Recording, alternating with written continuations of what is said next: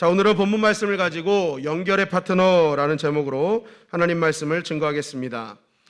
우리는 지난주 말씀을 통해서 진정한 재앙은 하나님께서 애굽에 내린 10가지 재앙이 아니라 하나님의 말씀이 들리고 그 말씀하신 하나님의 말씀이 현실 가운데 이루어짐에도 불구하고 그 말씀 앞에 돌이킴이 없는 완악한 바로가 진짜 재앙이었음을 우리는 알게 되었습니다. 출애굽기 7장 25절 말씀입니다. 시작. 여호와께서 나일강을 치신 후 이레가 지나니라. 자, 하나님께서는 모세와 아론을 통해서 분명히 말씀하셨습니다. 나일강을 칠 것이다. 그것이 바로왕 앞에 펼쳐졌으나 바로왕은 이레가 지나도록 그 말씀에 대한 깨달음도 없고 그 말씀에 대한 엎드림도 없었습니다. 그냥 그 말씀을 듣고 이루어지는 것을 보고 순종하고 돌이키면 될 일을 끝까지 완악한 바로는 그 말씀에 대한 순종함이 없었던 것이죠. 결국 그 완악한 바로의 한 사람으로 인해서 애굽 모두가 심판받는 일이 벌어지게 되었던 것입니다. 한번 따라 하시겠습니다. 나 한 사람이 중요하다. 나 한 사람이 중요하다. 나 한 사람이 왜 중요합니까? 오늘 보니까 이 애굽의 바로 한 사람으로 인해서 하나님의 일하심이 그들에게 재앙으로 다가갔잖아요. 그런데 모세 한 사람의 순종으로 인해서 이스라엘 사람들에게는 하나님의 일하심이 기적으로 역사된 거예요. 똑같은 건데 어떤 사람들에게는 재앙으로, 똑같은 일이 어떤 사람에게는 기적 같은 일로 이루어지는 것이죠. 이스라엘 백성들은 모세의 순종을 통해서 출애굽의 은혜를 누렸잖아요. 이 10가지 재앙이 아니라 기적인 것이죠. 결국 나 한 사람이 어떤 하나님 말씀 앞에 어떤 반응을 보이느냐에 따라서 나의 가족과 나의 주변에 있는 사람들이 하나님이 일하심을 기적으로 여기느냐 재앙으로 여기느냐는 달라지게 되어 있다는 것입니다. 여러분, 오늘 이 말씀이 우리 마음판에 새겨짐으로 나와 내 집이, 우리의 이웃이 모든 구원을 누리기를 주님의 이름으로 간절히 축원합니다. 그럼 완악하면 왜 하나님의 말씀에 이렇게 무반응하게 될까?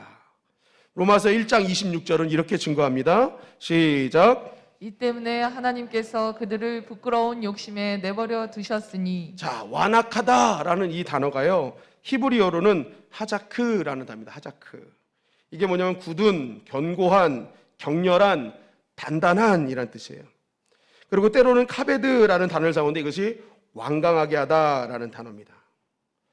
하나님이 바로를 완악하게 하셨다라는 것은요, 선한 바로를 완악하게 만들었다, 그래서 심판받게 하셨다라는 의미가 아닙니다. 만약에 그렇다면 여러분, 바로에게는 아무런 책임이 없죠.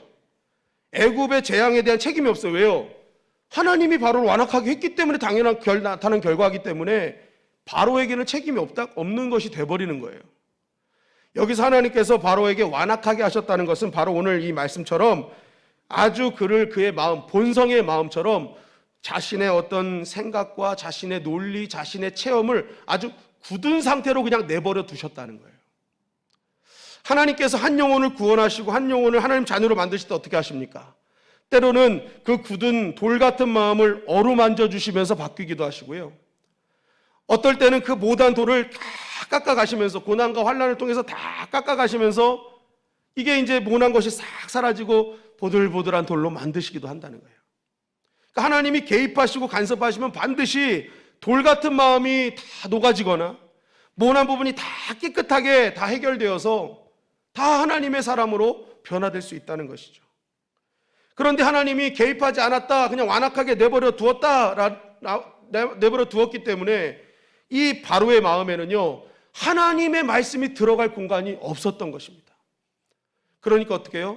진리가 아니고 오히려 자기가 진리가 돼서 자기가 하나님의 자리에 앉아서 자신의 개인의 감정과 개인의 생각과 논리와 체험 등이 진정한 진리와 기준이 되어버린 거예요.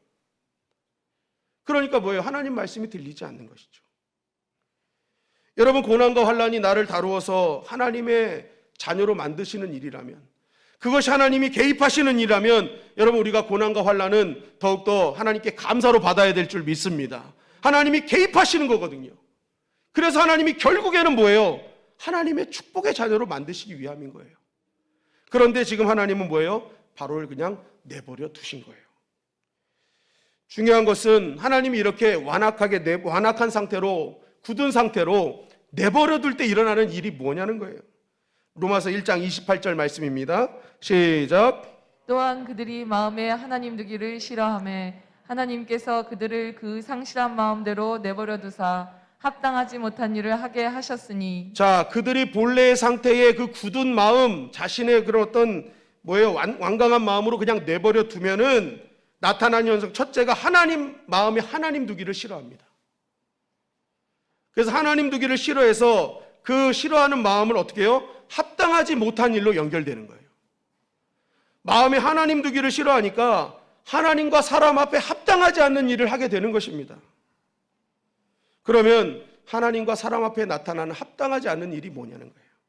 로마서 1장 29절부터 31절 말씀 시작. 곧 모든 불의, 추악, 탐욕, 악의가 가득한 자요, 시기, 살인, 분쟁, 사기, 악독이 가득한 자요, 수근수근하는 자요, 비방하는 자요, 하나님께서 미워하시는 자요, 능욕하는 자요, 교만한 자요, 자랑하는 자요, 악을 도모하는 자요, 부모를 거역하는 자요, 우매한 자요, 배약하는 자요, 무정한 자요, 무자비한 자라. 자, 하나님 두기를 싫어하는 완악한 자들에게 나타난 합당하지 않는 모습은 불의, 추악, 탐욕, 악의, 시기, 살인, 분쟁, 사기, 악독, 수근수근, 비방, 능욕, 교만, 이러한 합당하지 않는 일이 벌어진다는 거예요. 근데 가만히 보세요. 이것이 나만의 문제입니까? 이 문제로 인해서 상대방이 아파지는 겁니까? 여기에 나온 현상들을 가만히 보시면요, 여러분, 이 모든 현상들은요, 나에게만 이루어지는 현상이 아니에요. 반드시 상대방이 있어요. 불의와 추악과 탐욕과 악의를 통해서 나만 나쁜 놈이 되는 게 아니라 상대방을 힘들게 만드는 인생이라는 거예요. 시기, 살인, 분쟁, 사기, 악독, 수근수근, 비방, 능욕, 이게 다 누구예요? 상대방이 있는 거예요. 그러니까 완악한 자신을 통해서 자기만 힘들어지는 게 아니라 자신뿐만이 아니라 상대방도 힘들게 만드는 인생이 되어버리고 만다는 거죠. 성령의 충만한 역사가 일어날 때 일어나는 성령의 열매들이 무엇입니까? 사랑, 희락, 화평, 오래 참음, 자비, 양성, 충성, 온유, 절제. 이 성령을 통해서 충만하게 은혜가 임하면요, 나도 좋지만 그걸 통해서 또 상대방도 좋아지는 일이 벌어져요. 성령의 충만한 이 열매들은요, 나에게만 일어나는 현상이 아니에요. 나에게 일어난 현상이 상대방에게도 좋은 현상으로 일어난다는 것이죠. 여러분, 내가 완악해져서 나도 힘들고 상대방을 힘들게 하는 인생으로 살길 원하십니까? 성령 충만해서 나도 은혜 받고 상대방도 은혜 받는 인생으로 살기를 원하십니까? 저와 여러분들이 성령 충만한 인생을 살기를 주님의 이름으로 간절히 축원합니다. 그래서 나도 좋고 남도 좋은 인생을 살아야죠. 중요한 것은 뭐예요? 이렇게 하나님을 두기 싫어하는 완악한 자는요, 하나님이 미워하시는 삶을 산다는 거예요. 하나님이 미워하는 삶. 성경에 보면 각주가 나와 있습니다. 이게 번호가 딱 돼 있어서 밑에 각주가 나와 있는데, 이 하나님께서 미워하시는 자의 모습이 뭐냐면 하나님을 미워하는 자다라고 얘기하고 있어요. 그러니까 완악한 사람은요, 그 마음이요, 굳어졌기 때문에 하나님을 미워하는 자리로 나아가는 거예요. 하나님이 원하지 않는 자리로 나아가는 거예요. 그래서 어떡합니까? 하나님이 나의 인생의 진리가 되고 전부가 되어야 되는데, 하나님을 믿는다 하면서도 완악하여서 하나님이 인생의 전부요, 기준이 아니라 내가 내 삶의, 내 생각, 내 체험이 인생의 전부가 되고 기준이 되는 그런 삶을 사는 거예요. 그래서 성경은 뭐 하는 거예요? 하나님께서 미워하신 자요, 능욕하는 자요, 교만한 자다라고 얘기하는 거죠. 하나님의 진리와 말씀이 기준이 되지 아니하고 자신이 기준이 되어 자신이 하나님 자리에 앉아서 교만한 자의 모습으로 나아간다는 것입니다. 하나님께서 말씀하시고 주변을 통해 여전히 은혜가 무엇인지를 증거함에도 불구하고 자신의 경험이 먼저인 거예요. 체험이 전부인 거예요. 오히려 하나님의 말씀은 그냥 일부로 축소해버리는 그러한 삶. 여러분, 우리가 사는 경험은 그냥 일부 아닙니까? 일부? 내가 체험했던 건 일부 아니에요? 많은 분들이 저와 이제 신앙생활을 같이 하면서 말도 해보고 커피도 마셔보고 식사도 해보고 많이 여러 가지 일도 하면서 저를 이제 많은 분들이 이제 알게 됩니다. 그때 저에 대해서 이런 평가들을 하세요. 첫 번째, 좋은 평가는 야, 권 목사는 성실하고 인품도 좋고 말씀도 좋고 등치도 아주 단단해. 뒤에 우리 교회는 스크린이 필요 없어. 그냥 등치가 크니까 쫙 멀리서도 다 보여. 그러면서 막 등치가 크다고 막 자랑하시는 분이 있어요. 그런데 또 어떤 분은 그래요. 아이, 아직 미숙하지. 목사로서 말씀과 성품을 더 다듬어야지. 그리고 살도 쏙 빼야 되고. 응? 저를 경험했지만 이 두 부류로 나누는 거예요. 두 부류로 나눠요. 여러분, 어떤 것이 정답입니까? 어떤 게 정답이에요? 둘 다 정답이에요. 둘 다. 둘 다 정답이죠. 왜냐하면 저를 만나시면서 느낀 본인이 경험한 대로 얘기하신 거니까. 그거는 정답이에요. 정답. 그런데 이게 문제가 되는 것은 자신이 경험한 그 일부를 전부라고 생각할 때가 문제가 되는 것입니다. 예를 들어 저에게 두 아들이 있잖아요. 근데 큰아들은 제가 어렸을 때부터 회초리를 들면서 키웠거든요. 그럼 두 아들은 큰애들한테 저에 대해서 큰애한테 물어보면 우리 아빠는요 회초리를 들고 무조건 딱 잘못했으면 매를 대는 정확한 분이세요. 무서운 분이세요. 이렇게 얘기할 거예요. 근데 둘째는 애는 이렇게 키우면 안 되겠다 해서 사랑으로만 키웠어요. 그럼 둘째한테 물어보면 저에게 대해서 뭐 얘기하겠습니까? 우리 아빠는 사랑이 많은 분이에요. 어떤 게 접니까? 둘 다 저죠. 그런데 어떤 분은 큰애한테만 얘기를 듣고 가셨어. 그러면 목사가 맨날 회초리를 들어? 그럼 이게 전달돼서 그 집안은 목사가 야구방망이를 든대. 그것도 전달되면 그 집은 맨날 아빠가 원산폭격시키고 빠따로 때린대. 막 이게 이제 퍼지는 거예요. 말도 안 되게. 근데 중요한 건 뭐예요? 어쨌든 일부예요. 일부. 나에게는 둘째 아들을 사랑하고 키운 모습도 있거든요. 근데 문제가 뭐예요? 내가 경험한 일부를 전부라고 생각해서 그것이 진리인 양 살아가는 그 순간이 문제가 되는 것입니다. 여러분, 그것이 들려올 때 그렇지 않아 하고 하는 게 아니라 저렇게 생각하는 사람도 있구나. 저런 마음도 있구나. 이렇게 생각을 해야죠. 또 제가 그런 얘기를 들어오면 그래, 좋은 모습은 더 발전시키고 내가 들었을 때 부족한 부분들은 더 그것을 바꿔나가는 그러한 것으로 삼으면 우리 인생에 얼마나 득이 됩니까?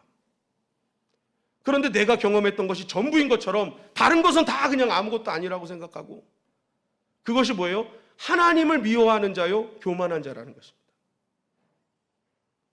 진리가 되지 않는 인생. 하나님의 말씀이 기준되지 않는 인생.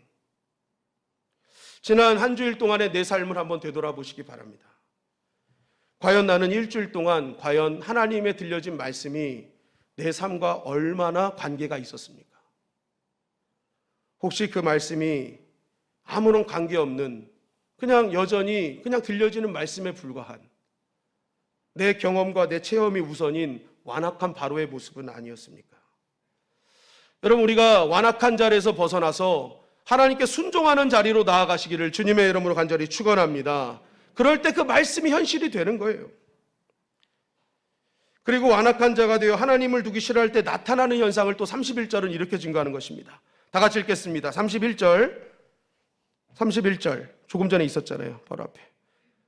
시작. 우매한 자요, 배약하는 자요, 무정한 자요, 무자비한 자라. 자, 하나님을 두기 싫어하는 완악한 자의 모습은요, 무정한 자요, 무자비한 자다라고 얘기했습니다.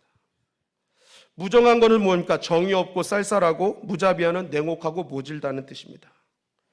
하나님을 두기 싫어하는 완악한 인생은 상대방에 대해 정이 없고 아주 쌀쌀맞고 냉혹하고 모진 인생이라는 거예요.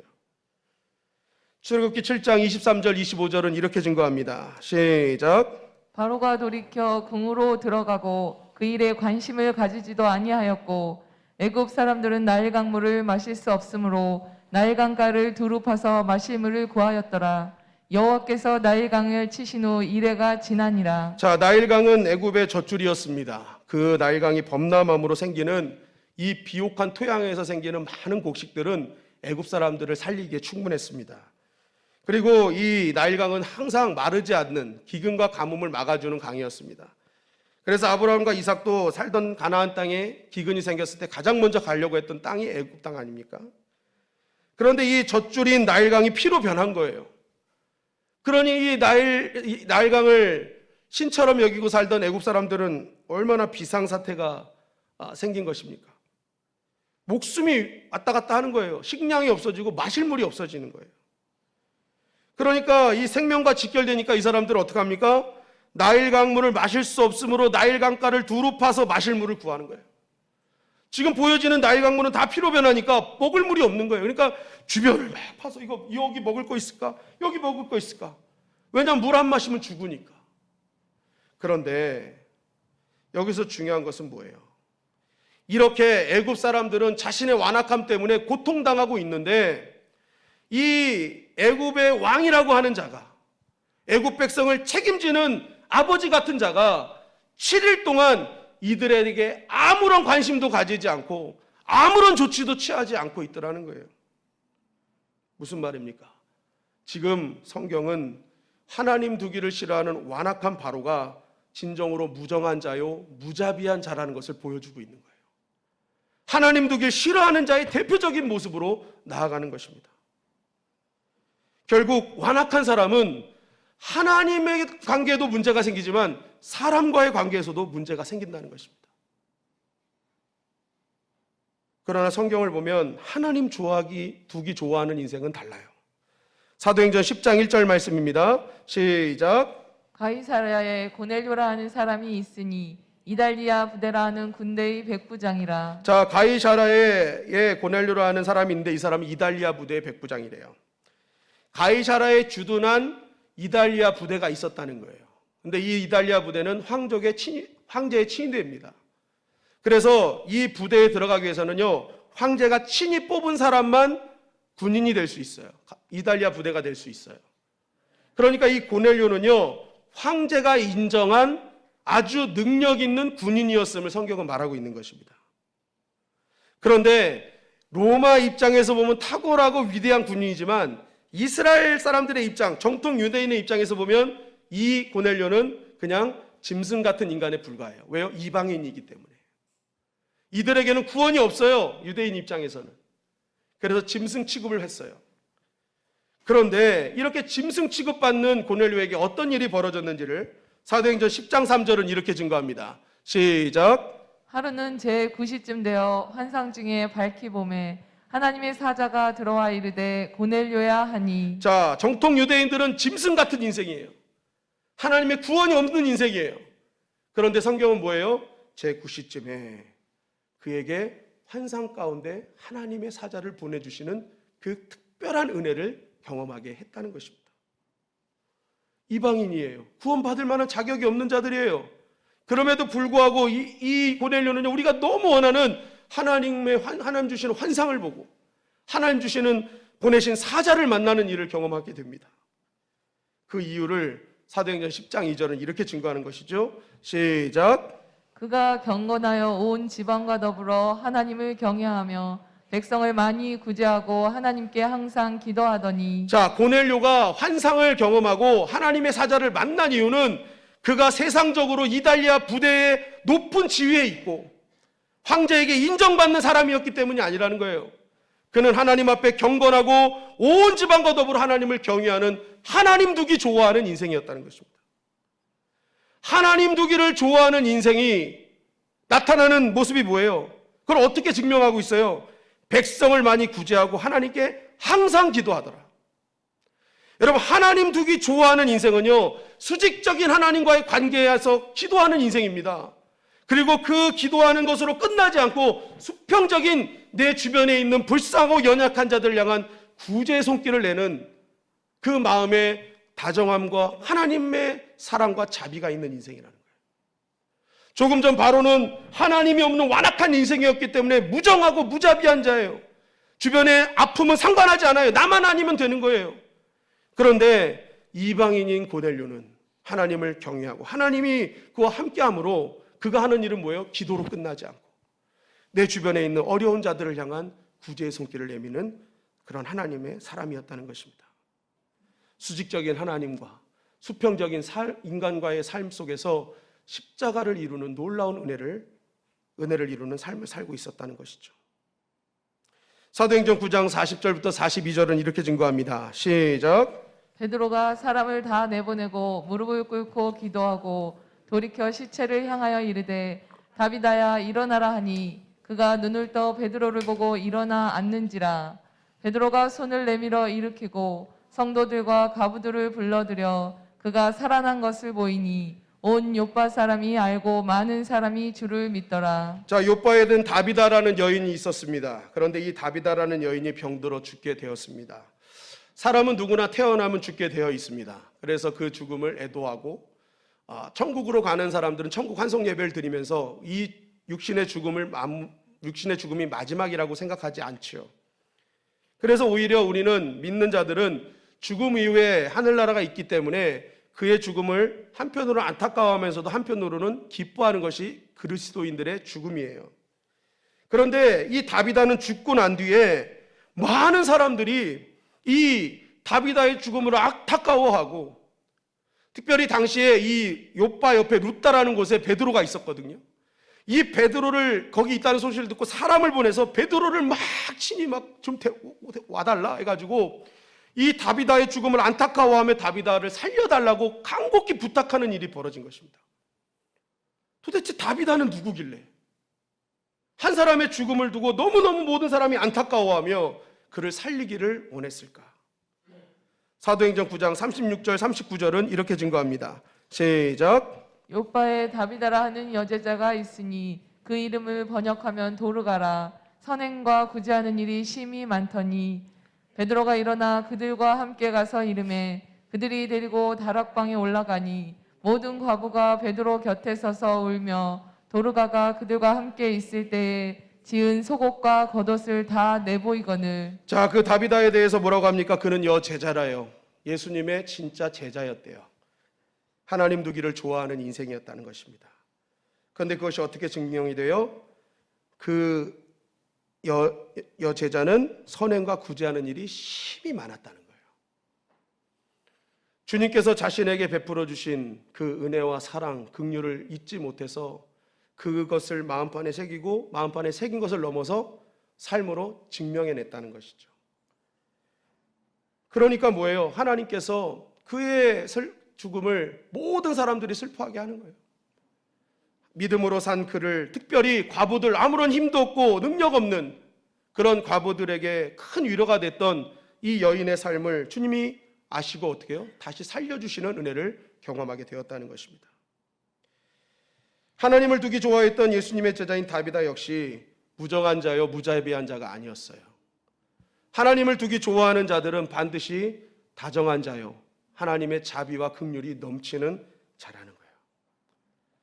그리고 이러한 것들은 하나님이 함께 하신다는 증명이 되는 것입니다. 여러분, 그러면 왜 하나님을 믿는 자들, 하나님 두기 좋아하는 자들은 이러한 자비로움과 사랑과 구제의 자리로 나아갑니까? 연약한 자들 향한 마음을 왜 품습니까? 이사야서 53장 4절부터 5절 말씀 시작. 그는 실로 우리의 질고를 지고 우리의 슬픔을 당하였거늘 우리는 생각하기를 그는 징벌을 받아 하나님께 맞으며 고난을 당한다 하였노라. 그가 찔림은 우리의 허물 때문이요 그가 상함은 우리의 죄악 때문이라. 그가 징계를 받음으로 우리는 평화를 누리고 그가 채찍에 맞음으로 우리는 나음을 받았도다. 자, 이사야서 53장은 장차 오실 메시아에 대한 말씀이에요. 그런데 그 메시아는요, 징벌을 받을 이유가 없었어요. 그럼에도 불구하고 고난을 받고 징벌을 받아요. 왜 그렇습니까? 그 당신의 백성들이 죄로 인해 심판받을 것을 안타까워하신 거예요. 그들의 질고와 그들의 슬픔과 그들의 허물을 너무너무 마음 아파하시고 그 사랑과 자비와 긍휼의 마음으로 대신 십자가를 지심으로 그 모든 것을 뭐예요? 해결해 주신 것입니다. 그리고 그러한 십자가와 부활을 통해서 뭐예요? 우리를 하나님과 연결시켜 주신 것이죠. 여러분, 하나님 두기를 좋아하는 자들이 왜 누군가에 대해서 다정하고 자비로우며 왜 그들을 안타깝게 여기는지를 우리는 여기서 답을 찾는 거예요. 진정한 이러한 주님의 사랑, 십자가의 능력, 보혈의 은혜를 경험한 사람, 내가 너무 부족하고 연약하고 여전히 죽을 수밖에 없는 자들을 안타까워하시며 나를 위해 십자가에 죽으시고 부활하신 주님의 마음을 생각하면 그렇게 살지 않을 수 없는 거예요. 그 수직적인 은혜가 너무 감사하기에 자신의 삶은 수평적인 삶으로 연결시켜 들어가는 삶. 여러분, 우리는 있다 없다 얘기 많이 하잖아요. 존재론, 진짜 존재하는가 우리가 얘기할 때 여러분, 그걸 어떻게 우리가 진짜 있는지를 알 수 있어요? 증명해야 되잖아요. 증명. 그죠? 자, 보세요. 자, 여기 종이가 있어요. 종이가 있습니까? 없습니까? 있습니까? 없습니까? 어떻게 아세요? 보이니까. 딱 보고 만져지고, 이거 그래.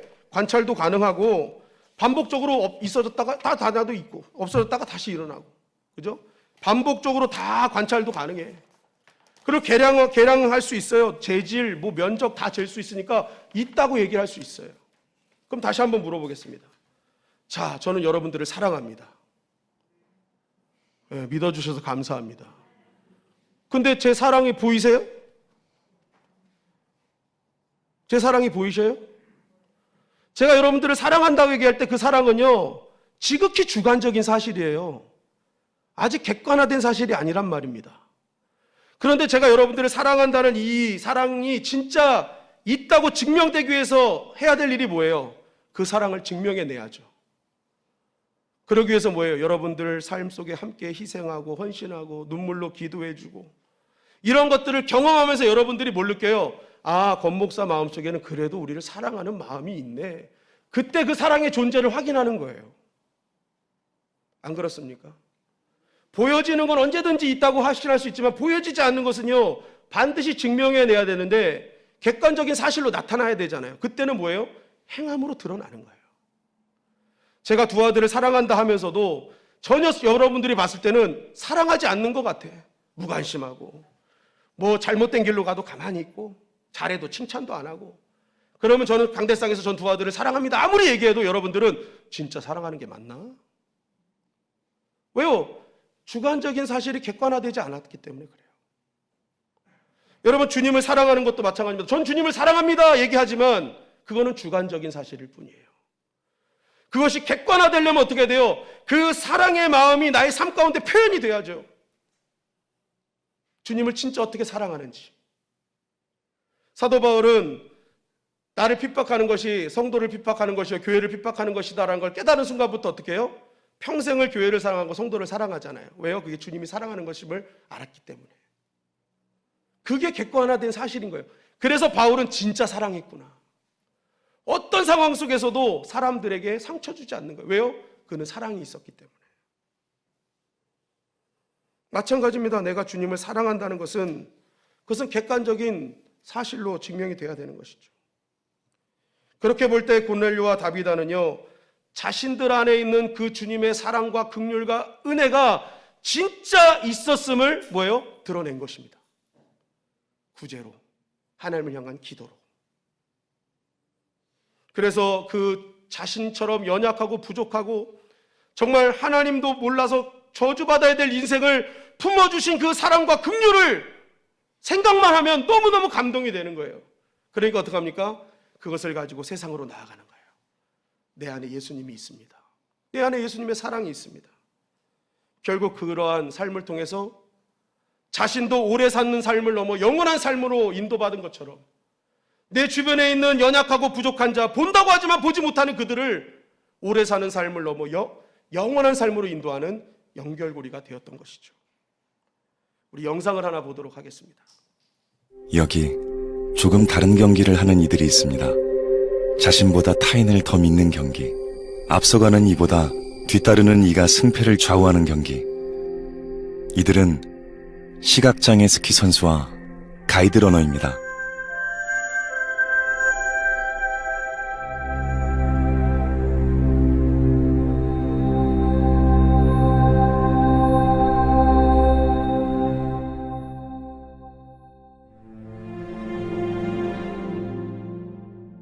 왼쪽 눈은 완전 실명을 하고 오른쪽 눈 시력은 정상인이 보는 거에 한 10분의 1?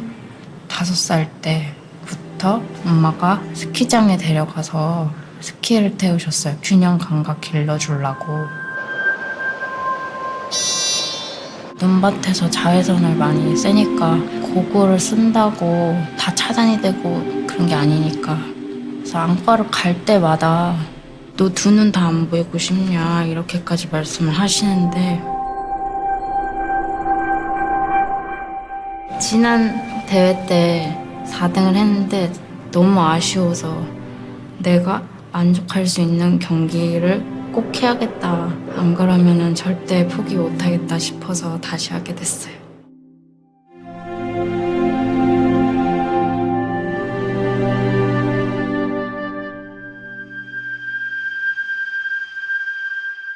선수 생활은 12년, 13년 국가대표가 되는 게 꿈이었고, 최종적으로는 이제 메달을 따는 게, 큰 대회 가서 메달을 따는 게 꿈이었습니다. 은퇴하고 겨울을 어떻게 보내야 되나라는 상상을 못 하겠더라고요. 양재림 선수의 가이드를 뽑는다는 게 있다라고 해서 이렇게 운이 좋게 뽑히게 돼서 유일하게 코스에 2명이 내려갈 수 있는 경기입니다. 눈이 불편한 선수들을 위해 코스를 안내하는 시각 선수의 눈이 되어주는 거죠.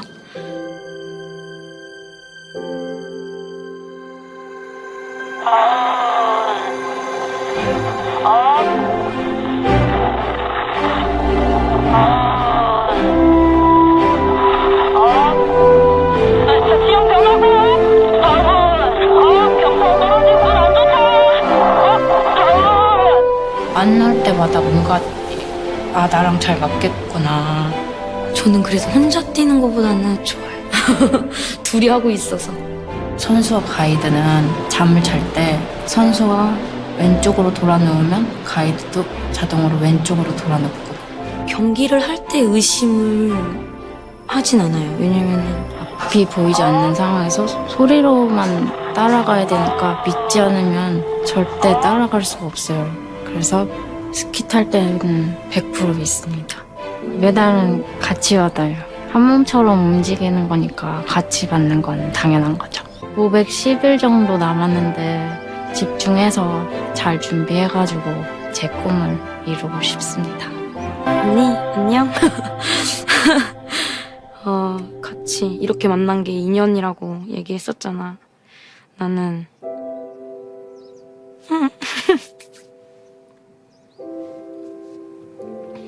선수 생활 끝나도 언니랑 계속 같이 만나면서 계속 이렇게 좋은 사이로 남고 싶어. 항상 나랑 스키 같이 타줘서 고맙고, 우리 진짜 열심히 해서 좋은 결과 꼭 내자. 고마워. 연결이 있어 불가능은 없습니다. 여러분, 오늘은 부활주일입니다. 부활주일은 여전히 연약하고 본다 하면서도 보지 못하는 우리, 부족하고 한이 없이 연약한 우리들에게 친히 가이드 러너가 되신 예수님이 오셔서 십자가에 죽으시고 3일 만에 부활하시며 하나님의 나라로 영원한 삶으로 인도해 주신 은혜의 날입니다. 하나님의 그러한 사랑과 자비가 없었다면 우리는 이 부활을 누리지 못했을 것입니다. 이러한 큰 은혜를 받은 우리에게 이 부활을 주일을 맞이해서 우리에게 주님이 원하시는 것이 있다면 무엇일까요? 그것은 바로 여전히 세상 가운데는 본다 하면서도 보지 못하고 연약해서 죽음의 자리로 가는 수많은 영혼들이 있어요. 그 연약한 자들을 향한 긍휼과 자비의 마음을 품고 너희들도 세상 가운데 가이드 러너가 되어서 그들을 하나님께로 연결시키는 그러한 부활을 사는 자가 되기를 주님께서는 원하고 계실 것입니다. 고넬료, 다비다, 그들은 그 주님의 사랑과 자비를 알기에 기꺼이 연약한 자들을 주께로 인도하는 가이드 러너의 삶을 결단할 수 있었습니다. 그리고 그러한 삶을 사는 그들을 하나님은 기뻐하셨고 그들의 기도와 구제를 다 받으시고 또한 다비다에게는 죽음을 넘어선 은혜를 하나님께서 허락해 주셨던 것이죠. 이번 부활주일을 맞이해서 저와 여러분들이 이 고넬료와 다비다가 누렸던 그 은혜를 누리기를 주님의 이름으로 간절히 축원합니다. 그 은혜의 시작은 하나님 두기를 좋아하는 것으로부터 시작되는 거예요. 내 안에 있었던 완악함, 내 고집, 내 생각, 내 체험을 일부러 여기고 하나님의 말씀과 그 은혜가 나의 인생의 전부가 되어서 그 하나님께서 원하시는 삶, 그리고 나를 이끌어 주셨던 가이드 러너 되신 그 예수 그리스도의 그 은혜를 나의 삶 가운데 펼쳐나가는 것. 그래서 수많은 연약한 자들, 부족한 자들, 아직 주님을 알지 못하는 자들을 주님께로 연결시켜 오래 사는 삶을 넘어 영원한 삶으로 인도하는 그런 부활을 사는 자들로 살기를 주님은 원하신다는 것입니다. 출애굽기 7장 5절은 이렇게 증거하죠. 시작. 내가 내 손을 애굽에 펴서 이스라엘 자손을 그 땅에서 인도하여 낼 때에야 애굽 사람이 나를 여호와인 줄 알리라 하시매. 하나님의 이 은혜는 지금 이 자리에 있는 우리들만의 은혜가 아니라는 거예요. 이스라엘 백성만의 하나님이 아니라는 거예요. 애굽 사람도 나를 여호와인 줄 알아야 된다는 거예요. 아직도 하나님을 알지 못하는 그들에게도 나는 하나님이다. 그들에 찾아가는 것이 부활을 사는 자의 모습이다라고 주님은 말씀하고 있습니다. 오늘 영상을 보니까 제 마음속에 주시는 메시지가 그거였어요. 메달은 같이 받는다. 그리고 이 꿈이 무너지는 그 순간 새로운 꿈이 시작되었다. 우리가 완악하여 나만을 위한 삶을 살다가 다시 한번 주님이 원하시는 삶으로 나아갈 때 우리 인생에 새로운 길은 열릴 것이고 그 길을 통해서 나와 내 집이, 내 주변의 사람들이 함께 아름다운 천국의 면류관을 받는 은혜를 경험하게 될 것입니다. 여러분, 독일 속담에 이런 말이 있어요. 예수 그리스도께서 1000번, 10,000번을 부활해도 내가 부활하지 않으면 아무런 소용이 없다고. 우리가 아무리 예수님이 부활하셨다고 1000번, 10,000번을 증거한들 내가 옛사람으로 그대로 있고 새사람으로 부활하지 않는 이상 그 부활의 메시지는 세상에 아무런 영향력도 주지 않는다는 것입니다. 오늘 이 말씀 붙들고 새로운 부활을 사시는 저와 여러분들이 되시기를 주님의 이름으로 간절히 축원합니다. 수직적인 하나님의 관계에서 넘어서 수평적인 이웃을 불쌍히 여기고 안아주는 삶, 그것이 이 시대의 진정한 부활을 사는 삶이요, 그러한 삶을 통해 하나님께서는 새로운 은혜를 부어주실 것입니다. 오늘 이 말씀 붙들고 승리하는 저와 여러분들이 되시기를 주님의 이름으로 간절히 축원합니다.